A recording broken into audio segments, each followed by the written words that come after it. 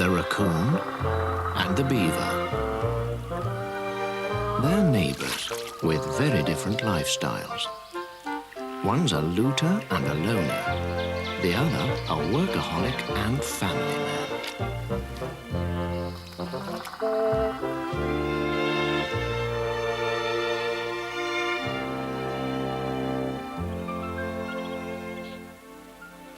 It's spring in southern Canada, but the woods and streams are still gripped by the cold.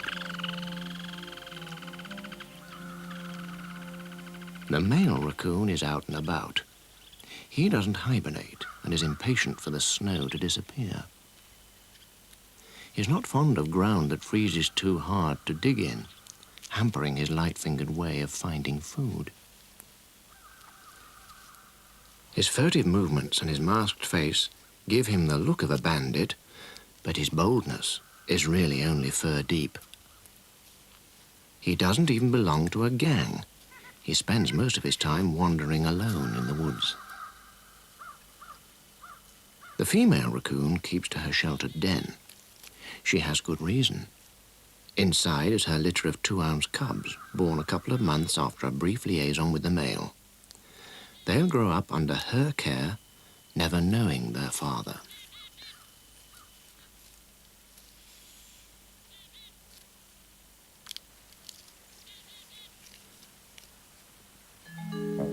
The ice has broken at last, and the beaver is busy again, gathering the materials he needs for his spring repairs.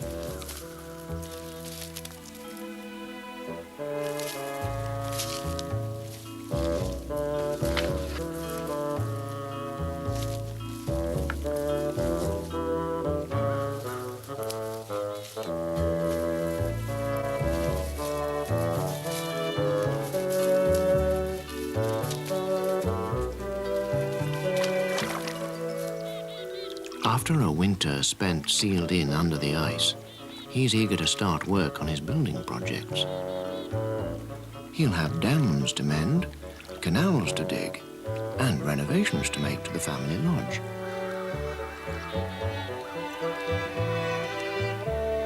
Half of it is underwater, and it has hidden entrances.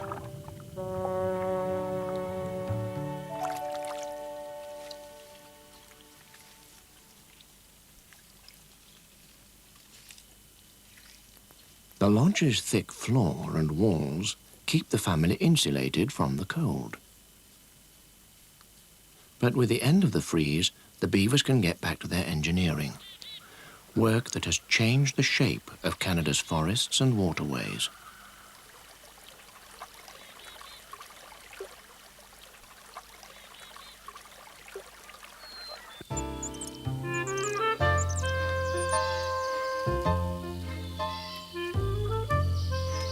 The male raccoon is visiting his old haunts.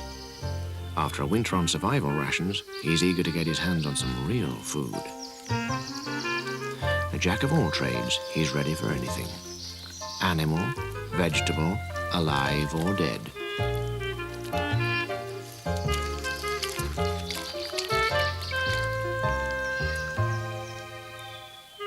White-tailed deer share his backwoods, which are muddy from the meltwater. So there are plenty of puddles to grope about in for grubs, worms, snails and mussels.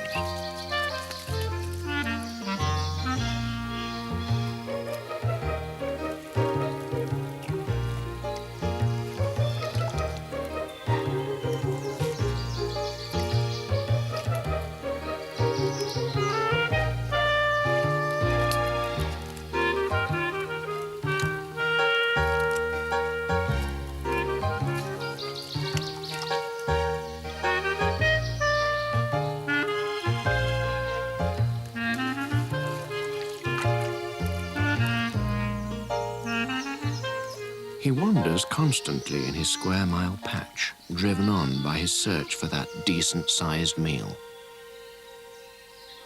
On a dry spot above the meltwater, a resident Canada goose pair are nesting.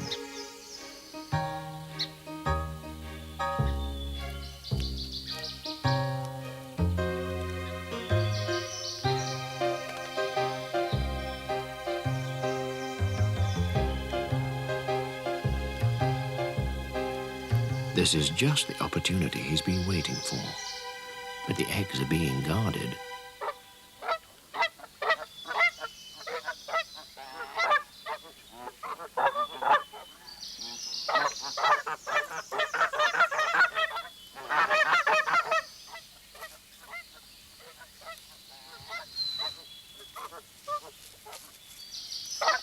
When her cries alert the gander, it's double trouble.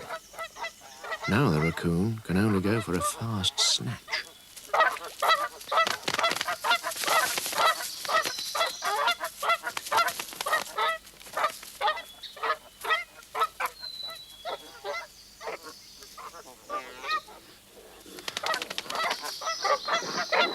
Outmaneuvered as well as outnumbered, the would-be bandit is seen off.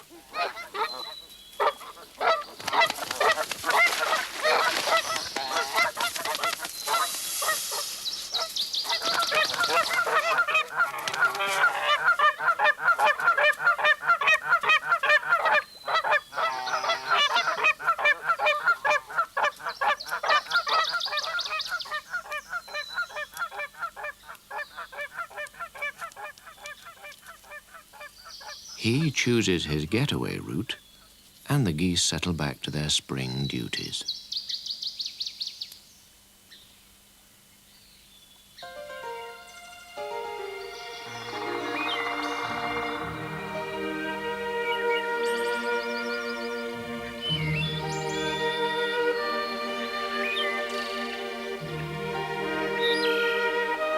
The warmth of the sun has spread to the woodland floor, where trumpets at trillium tilt towards its rays.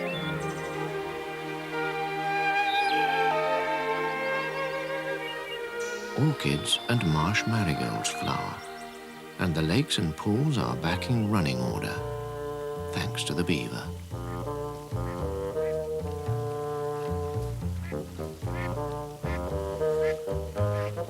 To make sure the dam is holding the water at the right level, he carries out regular inspections. He's raised the water around his lodge so that its entrances are always submerged. Inside, the newest member of the beaver family, the kit, is completely hidden from predators.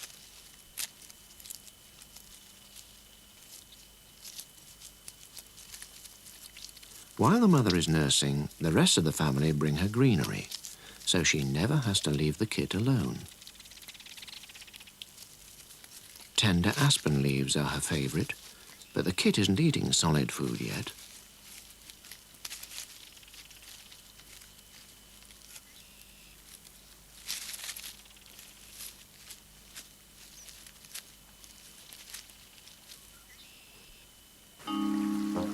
The father is often on guard close by the lodge and makes regular undercover checks.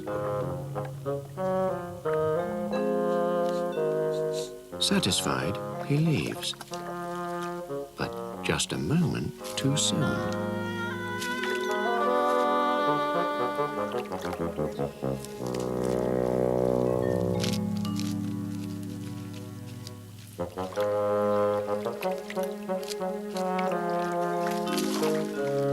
The Inspector General male seems to have a sixth sense where the safety of his kit is concerned.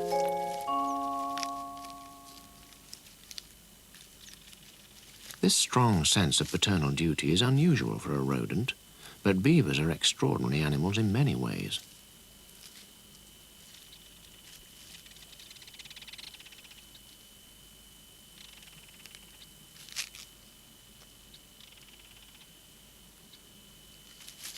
The female carried her baby for 110 days, and it was born well developed.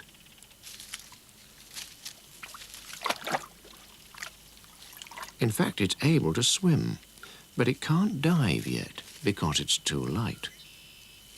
So it's kept hidden from eagles and owls, and its mother may not allow it out to play until it's 6 weeks old or so.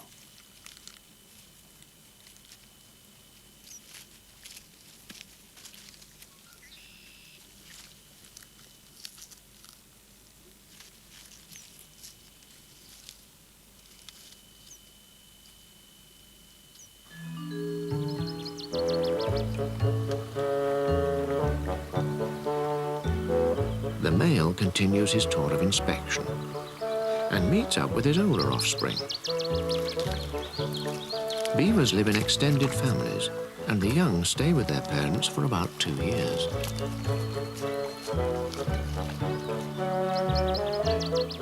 The family split is most likely to happen when they've cut down all the food close to their favourite lodge and need to move on.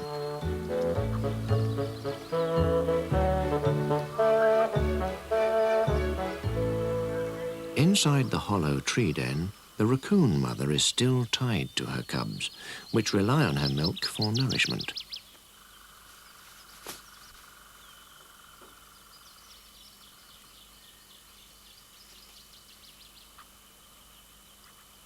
They sleep a lot, or try to.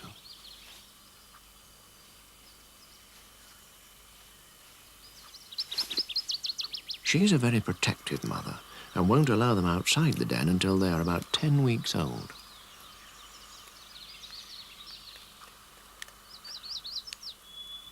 She can't wander too far to forage for her own food.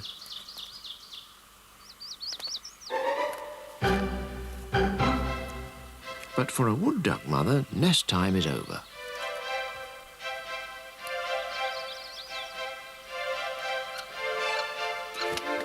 Even though her chicks hatched a day ago, it's time for them to leave, because she isn't able to feed them herself.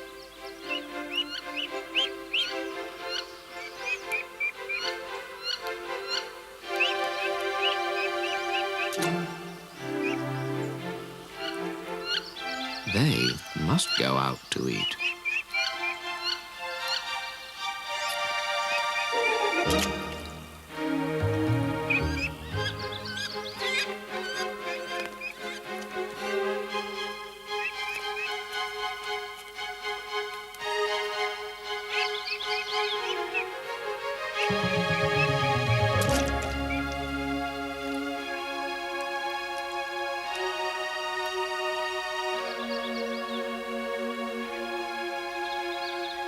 The pools and lakes created by the beaver are a haven for many other parents, including the merganser.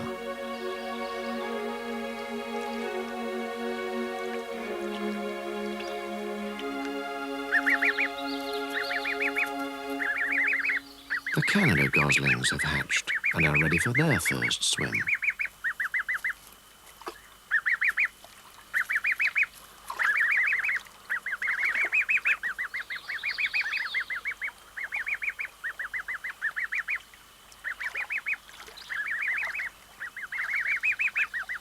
Both parents act as guardians, but the wood duck must supervise her brood all by herself.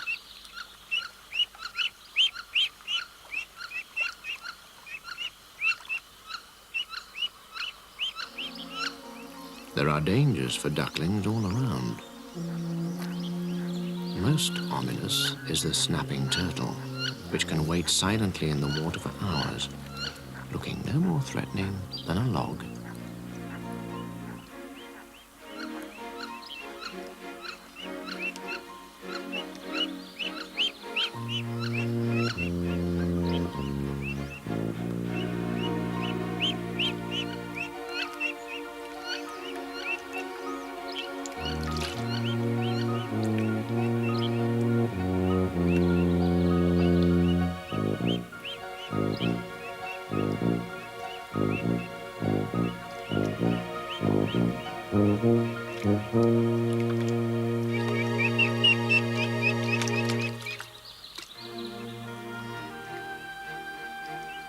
She'll be lucky to keep even a handful of her brood.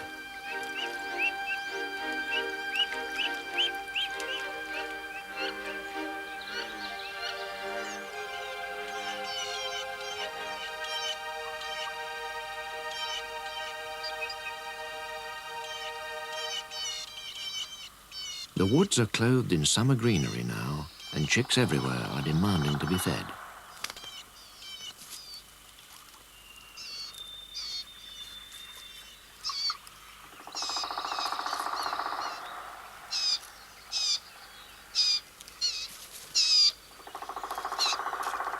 Diligent parents are working overtime, but their noisy youngsters can be heard by predators. including the wandering male raccoon.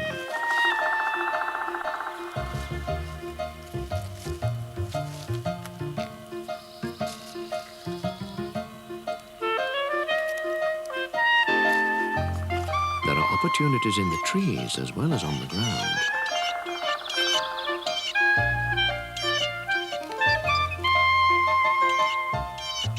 He spots a robin's nest with nobody at home.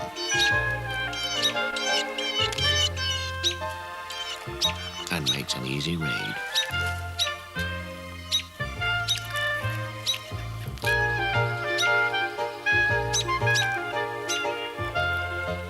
Another robber's at large. The sapsucker taps trees for their syrup.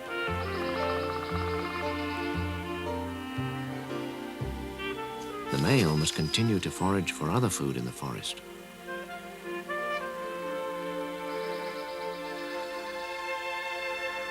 The mother raccoon chooses a warm summer's night for her cub's very first excursion. They're very restless now and have outgrown their tree den.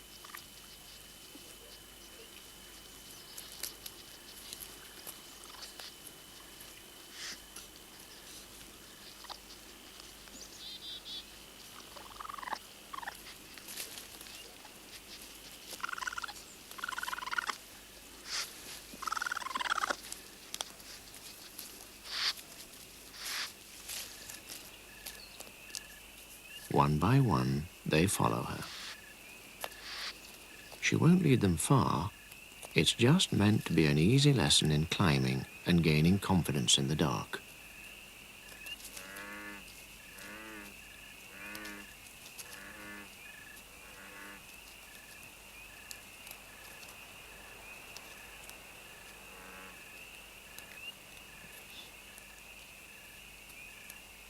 Some can't quite keep up. Others get lost in the cracks.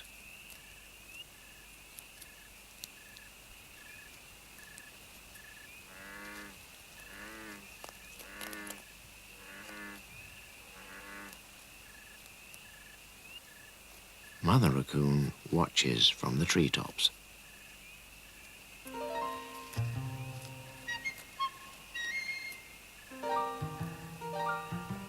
But the last cub, with ideas of its own, takes the down route instead of climbing up.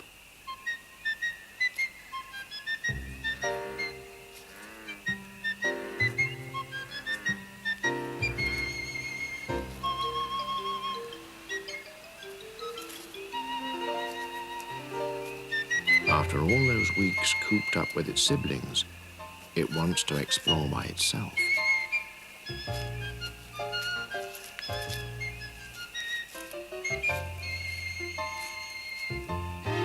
But a great horned owl is listening and watching.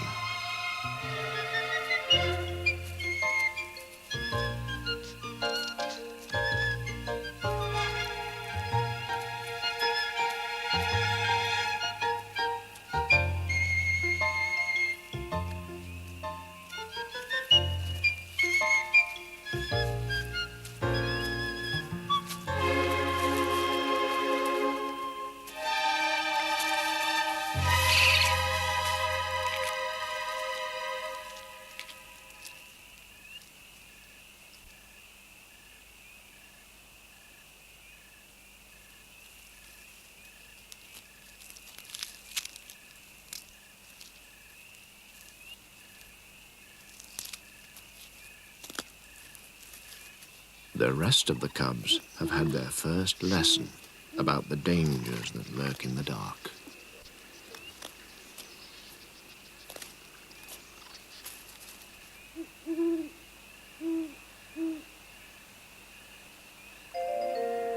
The Inspector General Beaver patrols all through the night.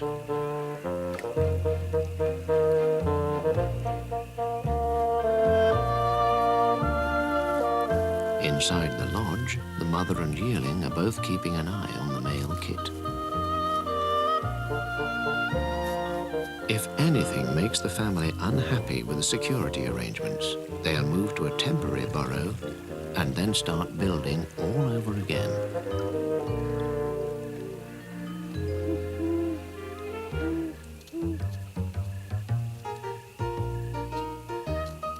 The male raccoon, restless as ever, is taking his regular route through the woods and along the waterways.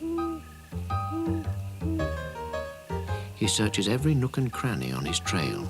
He knows exactly where small creatures are likely to be hiding.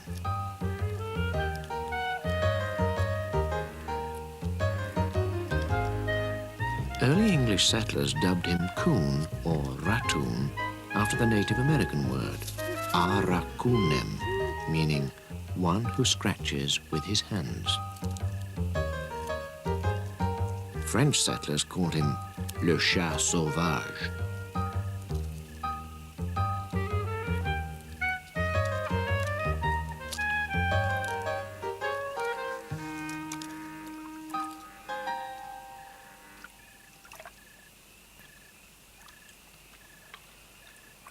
His paws are his prized possession, with both a thumb and little finger that can grasp objects and a marvelous sense of touch on palms as well as fingers.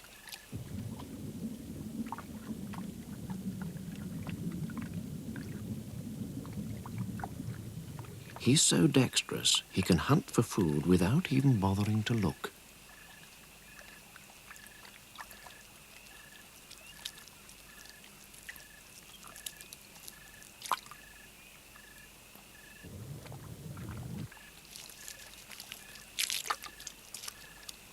Despite nearly 400 years of trapping, for meat as well as fur, nothing seems to deter the successful raccoon.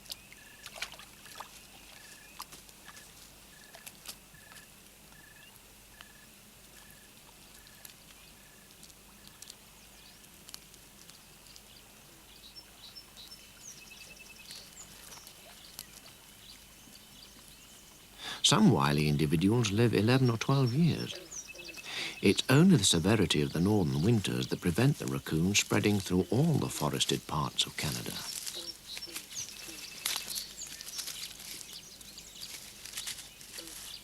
The cubs are foraging for themselves now, but rely on their mother to show them where to look for food.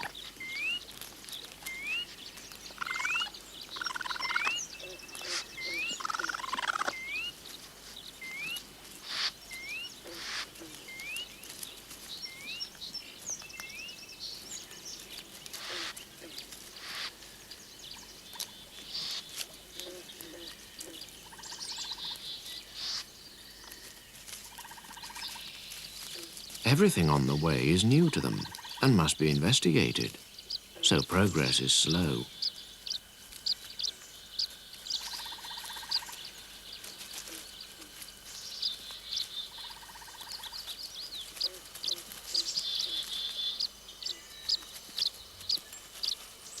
The white-tailed deer has come to the pond with her fawn for a quiet drink. They're not expecting a party of young raccoons.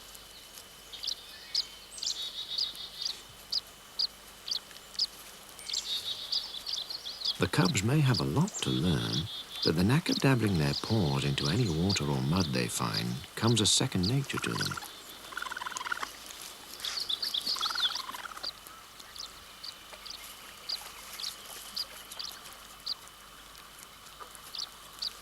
In fact, the water feels just like a second home.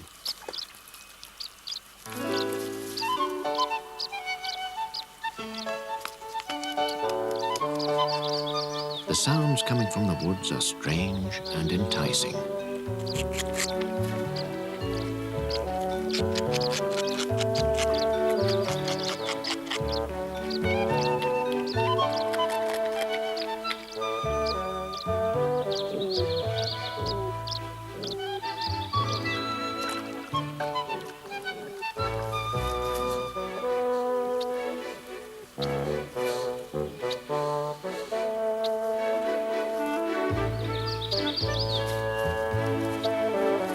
The Inspector General's pool is being invaded.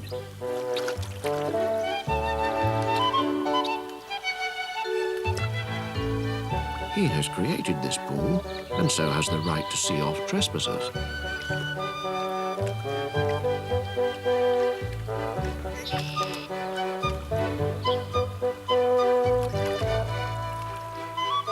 has a way of making his point.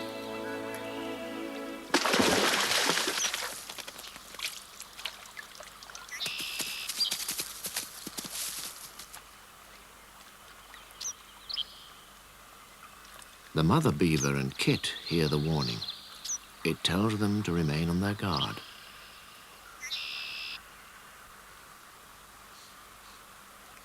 With their keen sense of smell, they know it's just bothersome raccoons rather than a coyote or man, but they're still anxious.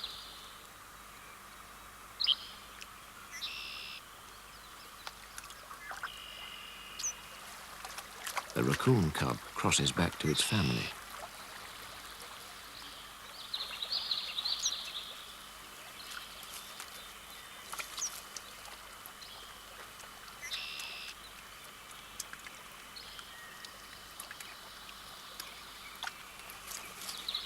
They set off to explore another part of the woods. The beaver mother leads her kit back to the lodge. They've secured their property rights, but it's better to stay out of sight during the middle of the day.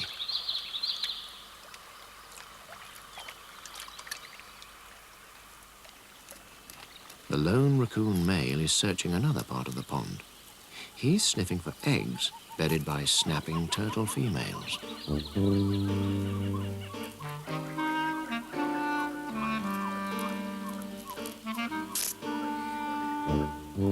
She has a bone-crushing bite, but he can match her aggressiveness with his cheekiness.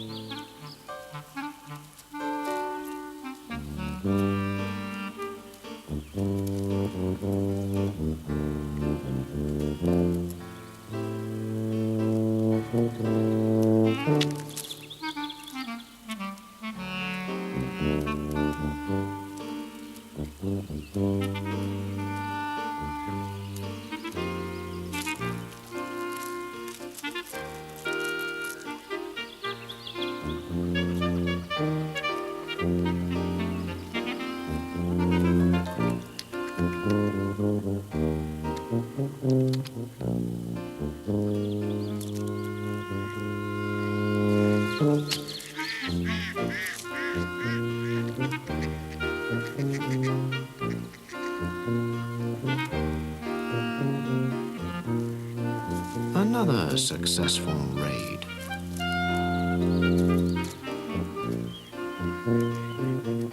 Overall, raccoons take something like a quarter of turtle eggs each year.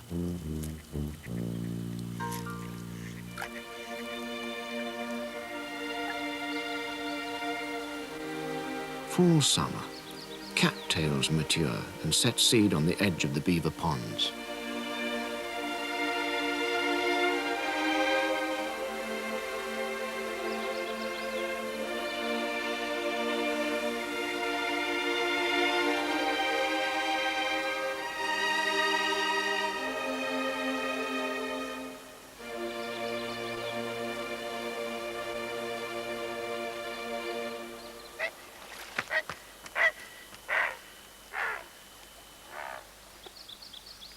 The male raccoon is thinking ahead as he checks all the weatherproof dens in his woods.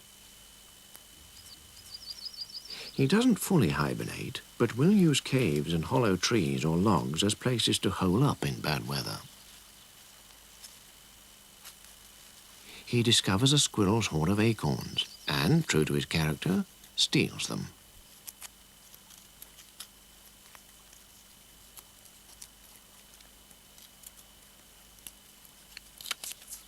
Before summer comes to an end, he must try to more than double his weight by steadily overeating. The woods are filled with fruits, and its beaver pond stocked with aquatic life. The raccoon mother is already teaching her cubs how to fatten up by pouncing on the countless frogs in the beaver ponds.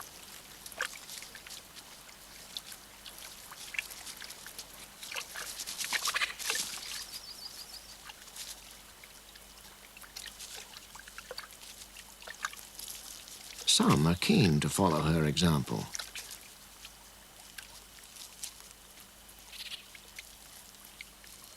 Others are trying to steal from each other.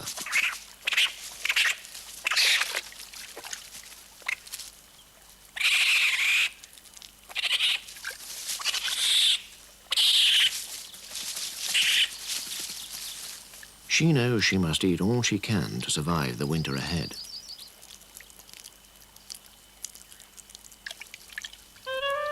The male knows too, but he's taking a risk getting so close to the female.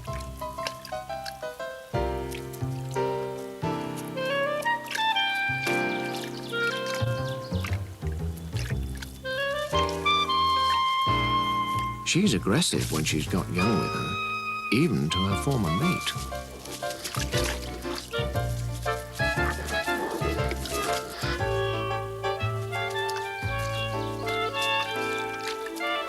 He must look for food somewhere else.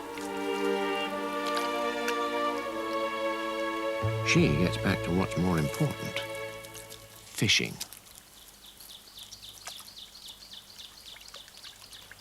Never at a loss for long, he's found an apple tree, probably seeded by early colonists.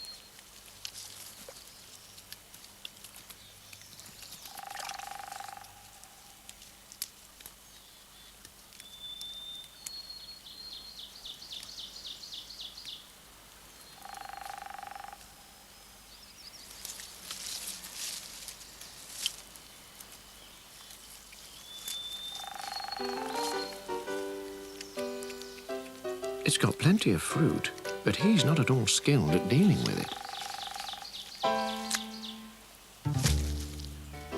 The family is preoccupied looking for crayfish.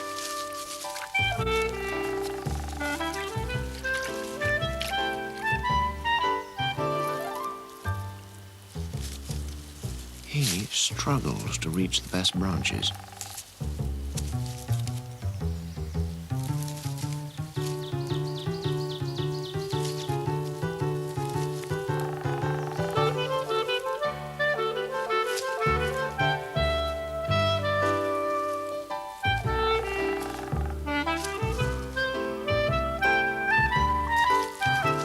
She won't share her food now. The cubs will have to be independent by next summer.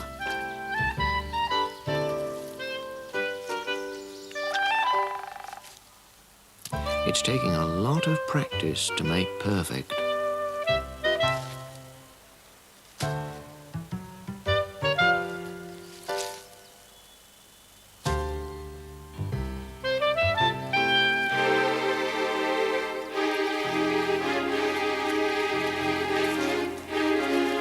But his vantage point gives him advance warning of approaching danger. The coyote is one of the raccoon's few remaining natural enemies, and its numbers are increasing as the wolf and bear decline.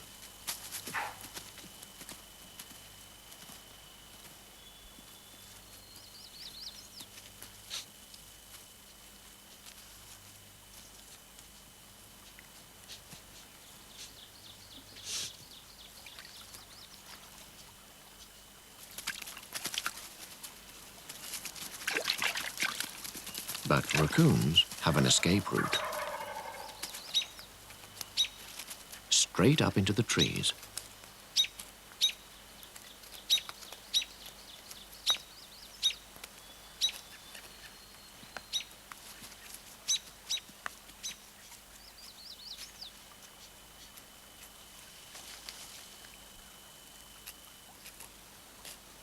The coyote can smell them, but he can't follow them.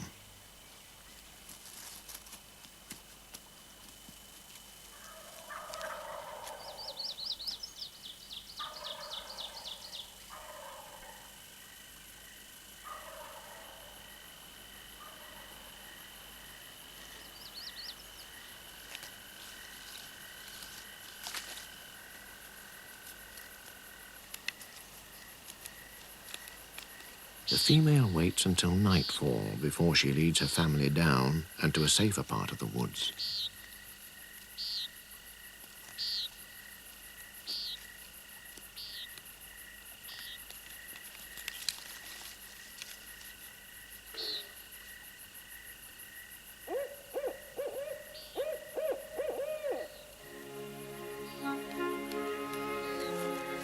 The male waits even longer before he feels it's safe.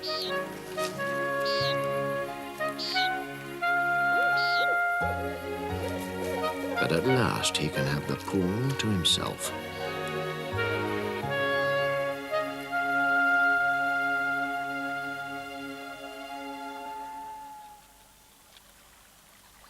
But the woodlands are not empty. The beaver family have moved to a new construction site. Signs of their logging operation are everywhere. With their chisel-like front teeth, they can whittle away at any tree. They work longer hours now, eating more to build up their weight, as well as cutting branches for their winter larder under the water.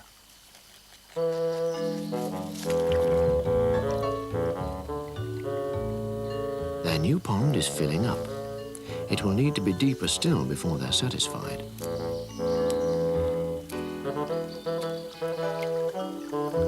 But the beaver's new home is crossed by one of the male raccoon's trails. There's a question of ownership. The builder and the bandit are set for a confrontation.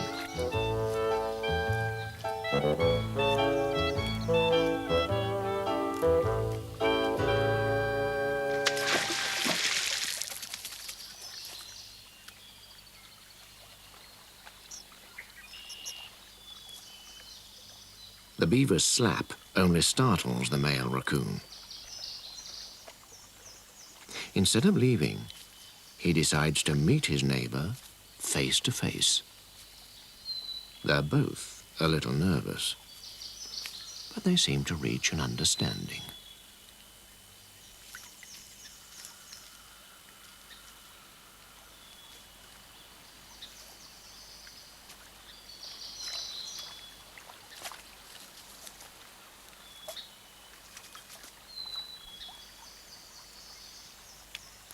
The beaver remains acknowledged controller of the waterways, while the raccoon can come and go in the rest of the woodland.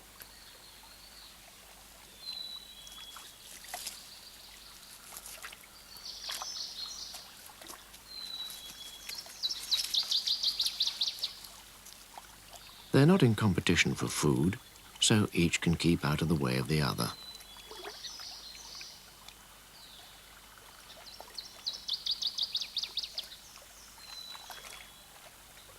The beaver goes back to his work, turning a woodland stream into a pond by his decidedly intelligent behavior of damming it downstream with sticks, logs, and mud.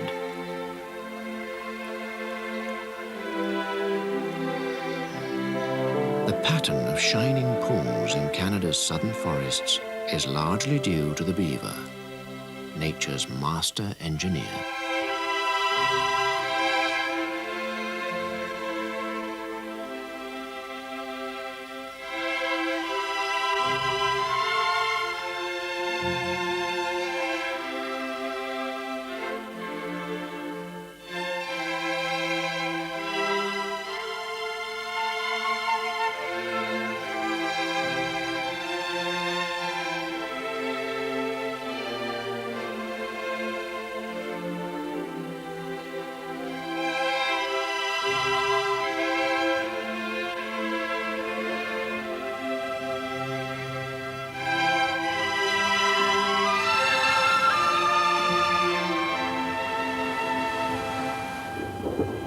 The colours of autumn include the steely greys of an approaching storm.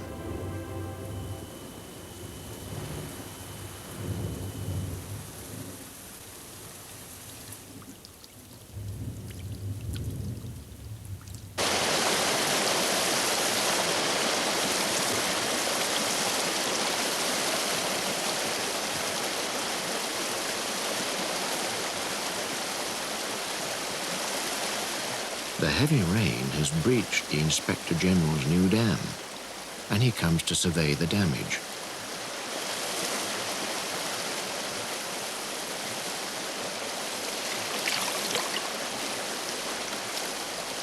But he doesn't set to work yet, and casually heads back to the lodge.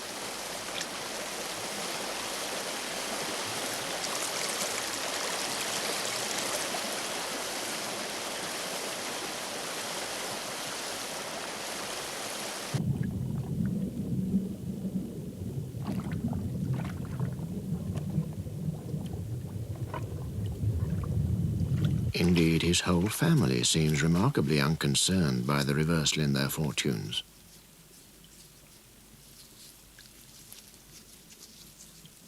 What's more important to them is to clean and re-oil their fur so that it's completely waterproof. They're also clever enough to wait until the water levels have settled before they start repairs. By then, the holes in the dam will be easier to fill.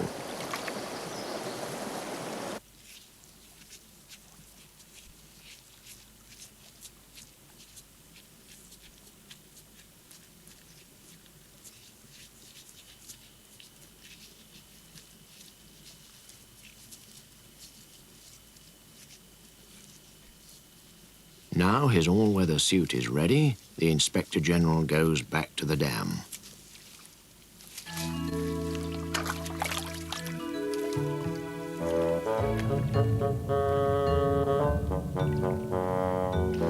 From the pond bottom, he shovels on the mud from water and sticks for support as fast as he can.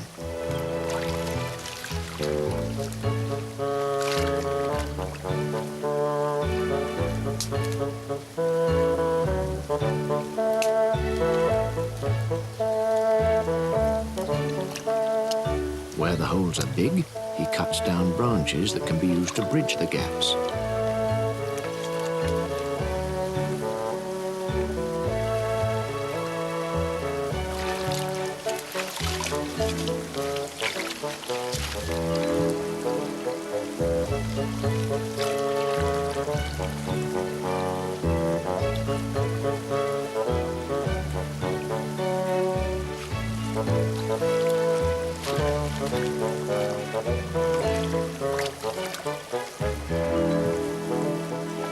The kid comes to take a look. He's not expected to work at his age.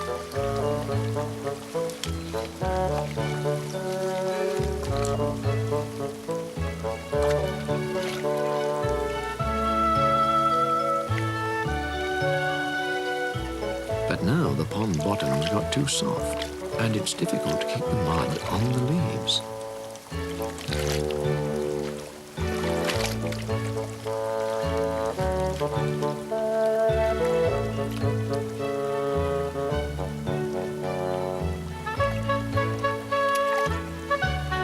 The kid decides he should help his father.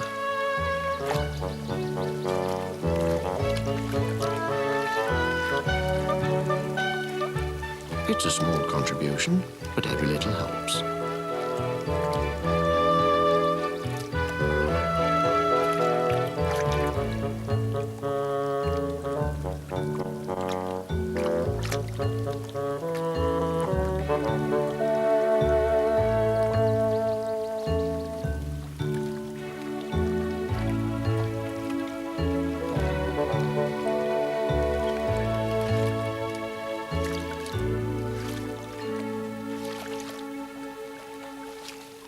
His father lets him fill in some of the gaps.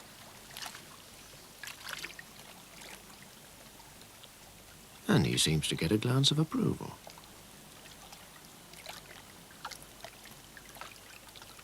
Now the dam is secure, it will hold back the water again.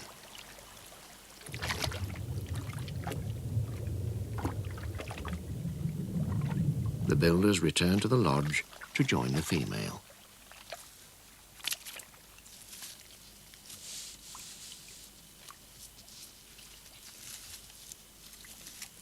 No other animals, apart from man, can control their environment in such a remarkable fashion as beavers. What's more, their engineering work allows for the extremes of the Canadian climate. Inside their lodge, they are protected from the northern winter.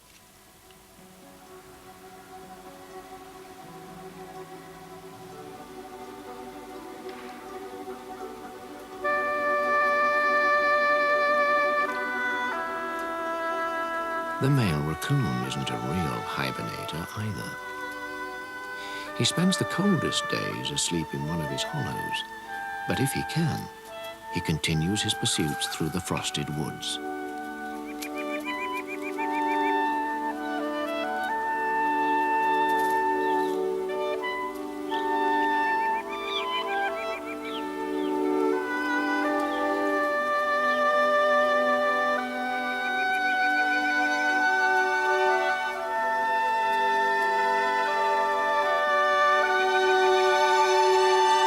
He's searching for casualties of the cold and creatures hiding in the mud, as well as edible bulbs and roots.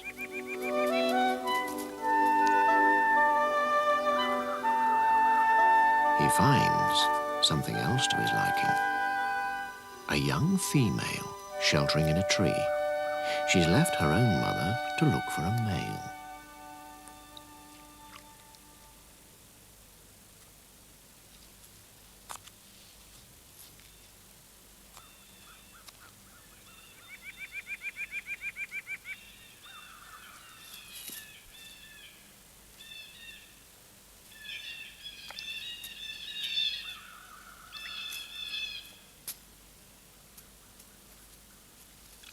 He takes her to his log shelter.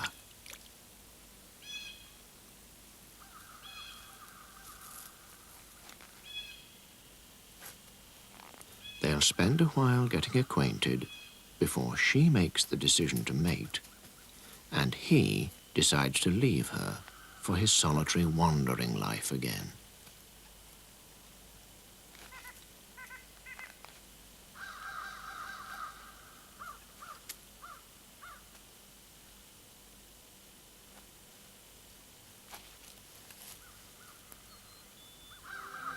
Snow blankets the landscape as winter settles in.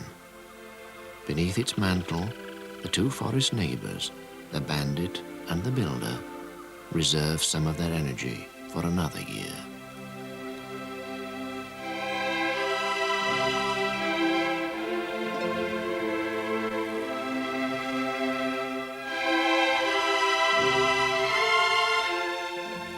As sharp as her kitchen knives, Fanny Craddock is the TV hero, next on BBC One.